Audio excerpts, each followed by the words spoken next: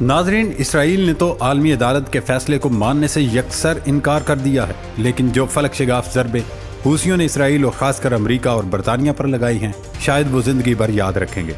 یمن کے حوثی باغیوں نے جمعے کو خلیج عدن میں ایک برطانوی آئل ٹینکر پر میزائل حملے کا دعویٰ کیا، جس سے ٹینکر میں آگ لگ گئی، جس کی وجہ سے برطانیہ کا سارا آئل ضائع ہو گیا۔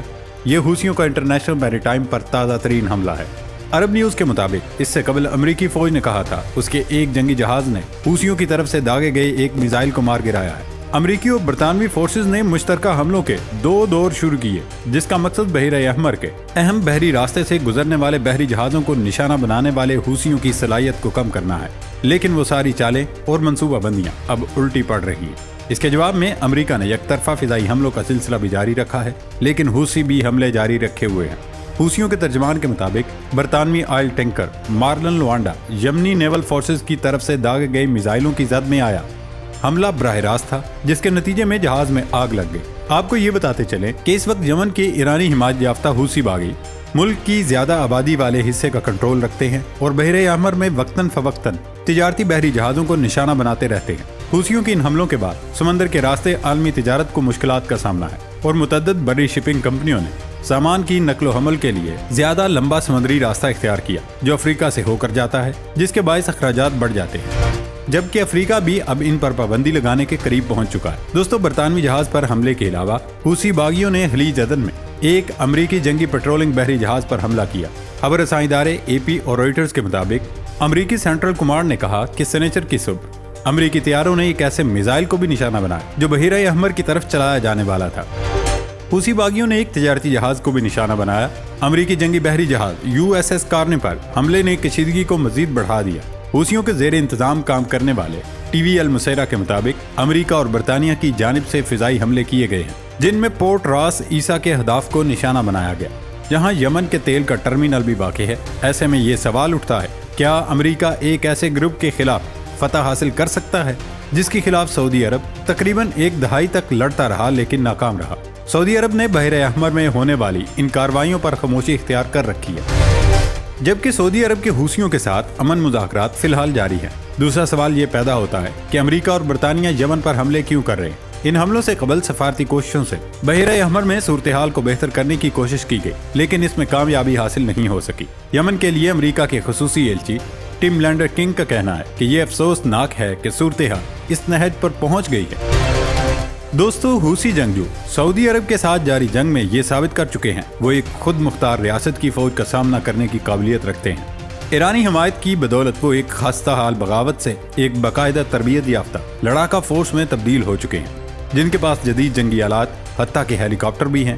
مبصرین کے مطابق حوثی مزاحمت کے 2 حصے ہوتے ہیں، ایک ارادہ اور دوسرا صلاحیت۔ کوئی بھی یہ نہیں سوچ سکتا کہ وہ ان کی ہمت کو توڑ سکتے ہیں، لیکن ایک خیال یہ ہے کہ ان کی صلاحیتوں کو ختم کیا جا سکتا ہے، جو کہ اس وقت ممکن نہیں، کیونکہ یہ کہا جاتا ہے کہ ایران حوثیوں کو اسلحہ اور مالی مدد فراہم ضرور کرتا ہے، لیکن ان پر ان کا براہ راست کنٹرول نہیں۔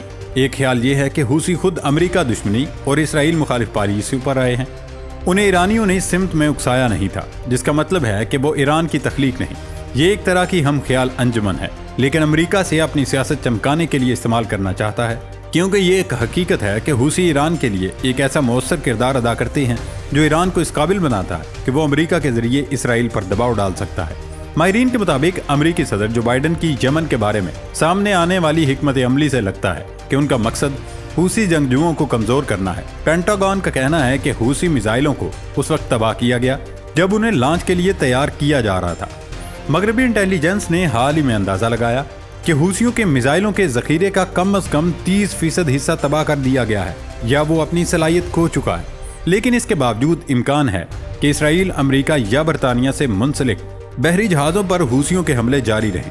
اس وقت حوثی نہ صرف لوگوں کی حمایت حاصل کرنے میں کامیاب ہو رہے ہیں، بلکہ انہوں نے مقدس زمین پر فتح اور جہاد کے لیے بھرتی کی ایک بڑی مہم کامیابی سے چلا رہے ہیں۔ ناظرین، دوسری جانب عالمی عدالت انصاف کے فیصلے کے باوجود غزہ پر اسرائیل حملے جاری ہیں۔ النصیرات کیمپ پر اسرائیل حملے میں فلسطینی صحافی ایاد سمیت کم از کم 11 فلسطینی شہید ہو گئے۔ گزشتہ 24 گھنٹوں میں شہادتوں کی تعداد 183 سے تجاوز ہو گئی۔ خان یونس میں الاقصی یونیورسٹی، النصر، العمل اور الخیر اسپتالوں کے قریب شدید لڑائی جاری رہی، جہاں اسرائیلی فوج کی جانب سے شدید گولہ باری اور فائرنگ کی گئی۔ دوسری جانب حزب اللہ نے اسرائیلی اسپائی ڈوم کو نشانہ بنانے کی ویڈیو جاری کر دی ہے۔ اس کے علاوہ غزہ پر اسرائیلی حملوں کے جواب میں یمن کی ایرانی حمایت یافتہ حوثی ملیشیا نے بحیرہ احمر میں اسرائیل اور اس سے تعلق رکھنے والے مال بردار جہازوں پر حملے تیز کر دیے ہیں۔ حوثیوں کا کہنا ہے کہ وہ اسرائیل سے کسی بھی طرح کا تعلق رکھنے والے جہازوں کو نہیں چھوڑیں گے۔ ساتھ ہی ساتھ وہ صاف کہہ چکے ہیں کہ کسی اور ملک کو خوفزدہ ہونے کی ضرورت نہیں۔ اس کے باوجود چین نے معاملات کی سنگینی کے پیش نظر ایران سے رابطہ کیا۔ جی دوستو، جرمن نشریاتی ادارے ڈوئچے ویلے کا کہنا ہے کہ چین نے ایران سے رابطہ کر کے کہا کہ وہ حوثیوں کو تجارتی جہازوں پر حملہ روکنے کا کہے، کیونکہ اس کے نتیجے میں عالمی تجارت شدید متاثر ہو رہی ہے۔ یعنی اب چین بھی اسرائیل کے حق میں نکل رہا ہے، کیونکہ ان کو علم ہو گیا کہ حوثیوں کی وجہ سے عالمی معیشت تباہ ہو رہی ہے۔ لیکن اس کا ایک مثبت پہلو یہ بھی ہے کہ حوثیوں کے حملے ٹھیک نشانے پر لگ رہے ہیں اور پوری دنیا فلسطین کے لیے آواز اٹھانے جا رہی ہے۔ ناظرین، دوسری جانب امریکہ نے ترکیہ کو F-16 لڑاکا طیارے فروخت کرنے کی منظوری دے دی، جو کہ اس بات کا ثبوت ہے کہ امریکہ ترکیہ کو یمن اور حوثیوں کے خلاف مضبوط کر رہا ہے۔ غیر ملکی میڈیا کے مطابق امریکی حکومت نے طویل عرصے سے تاخیر کا شکار اس ڈیل کی منظوری دے دی ہے، جس کے تحت ترکیہ کو 40 F-16 لڑاکا طیارے فروخت کیے جائیں گے، جن کی مالیت $23 ارب ہے، جبکہ اس ڈیل میں F-16 کی 79 جدید کٹس بھی شامل ہیں۔ اس کے علاوہ امریکی محکمہ خارجہ نے بتایا کہ کانگریس نے یونان کو بھی 35 F-16 لڑاکا طیارہ فروخت کرنے کی منظوری دی، جن کی مالیت $8.6 ارب ہے۔ اس کے برعکس امریکہ کو یہ دکھائی نہیں دے رہا کہ اسے یوکرین میں روس شکست دینے کے قریب پہنچ چکا ہے۔ یوکرین کے انٹیلیجنس چیف کائریلو بودانوف نے ایک بار پھر خبردار کیا کہ روس کی راہ میں حائل سب سے بڑی دیوار کمزور پڑ رہی ہے اور کسی بھی وقت گر سکتی ہے۔ ایسے میں مغرب کو سوچنا چاہیے کہ روس کی راہ کس طرح روکی جا سکے گی۔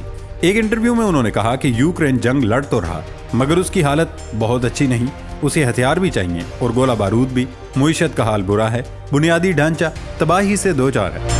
یوکرین پر وسائل کے حوالے سے دباؤ میں بتدریج اضافہ ہو رہا ہے، جبکہ دوستو دنیا کے دوسرے ممالک بھی اسلحے کی جنگ میں ایک دوسرے پر سبقت لے جانے کی تیاریاں کر رہے ہیں۔ انڈیا اور فرانس نے ہیلی کاپٹروں اور آبدوزوں سمیت فوجی اسلحے کی مشترکہ پیداوار کے لیے مل کر کام کرنے پر اتفاق کیا ہے، جو انڈین افواج اور دوست ملکوں کو دیے جائیں گے۔ روس کے بعد فرانس وہ دوسرا بڑا ملک ہے جو انڈیا کو اسلحہ فروخت کر رہا ہے۔ انڈین ایئر فورس دہائیوں سے فرانسیسی ساختہ جہازوں پر انحصار کرتی آئی ہے۔ معاہدے کے مطابق ہوا بازی کے انجن، رفال طیاروں کی انجن کی سروس اور مرمت کے ساتھ ہیلی کاپٹروں کی تیاری میں پارٹنرشپ بھی ہوئی۔ دوستو، ہمارے اپنے ہی پڑوس میں ہم نے آستین کے سانپ پال رکھے ہیں۔ کل ہی خبر آئی کہ پاکستان اور ایران کے درمیان سفارتی تعلقات مکمل طور پر بحال ہو گئے۔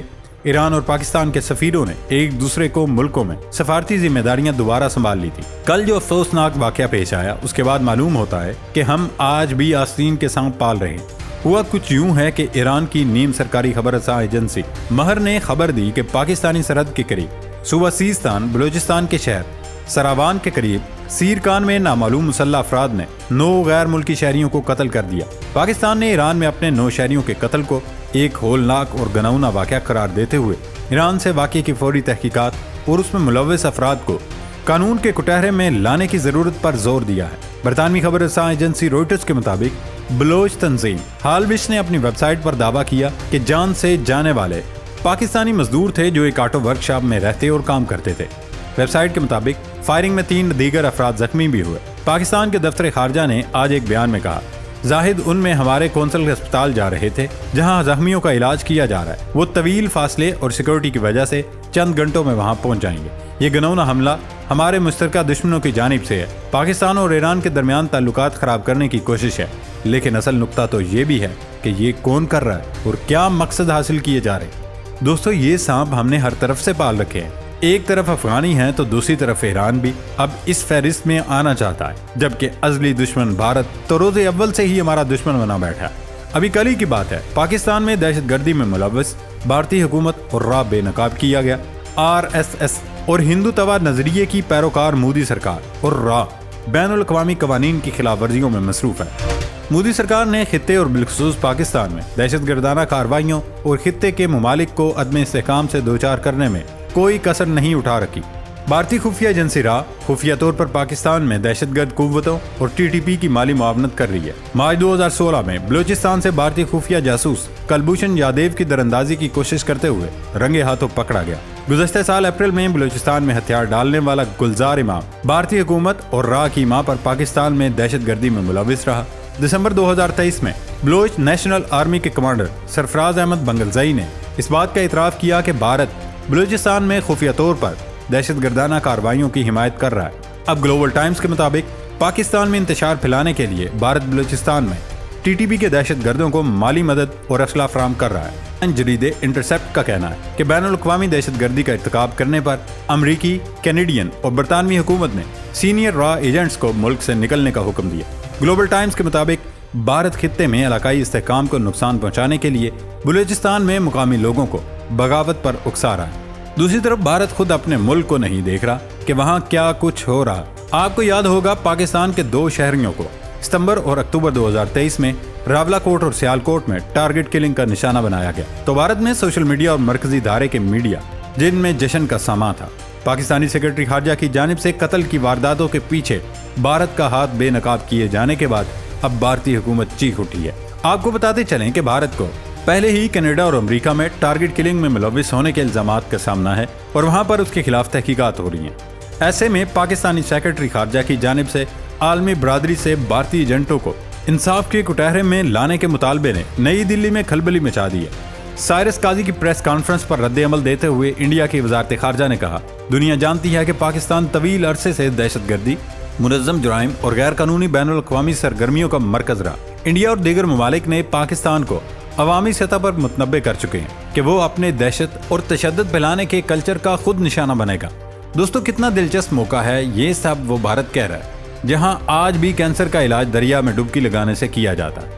خبر ہے کہ بھارت میں کینسر کے مریض بچے کو شفا یابی کے لیے گھر والوں نے کافی دیر تک دریا گنگا میں ڈبکی لگوائی رکھا، جس سے بچہ ہلاک ہو گیا۔